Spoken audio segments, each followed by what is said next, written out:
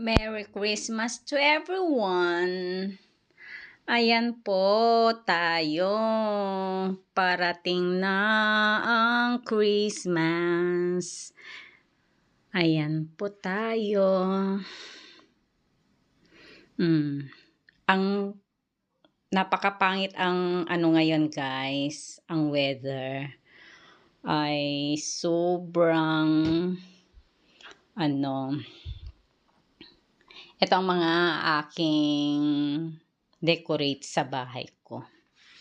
Ayan. Ito. Yan din ang inilagay ko guys. Konting Ayan siya.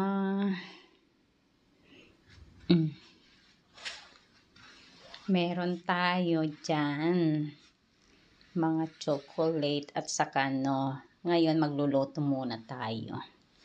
Tapos yan, mga Christmas light natin, and then meron din tayo sa labas. Ilalagay natin guys, kaso nga lang hindi ko pa nailagay. Kasi nga, ang pangit ng weather.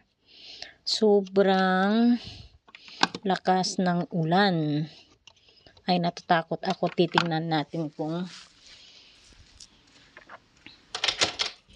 huminto na siya. Ayan, huminto na siya. Pero kasi may Christmas light ako sa labas.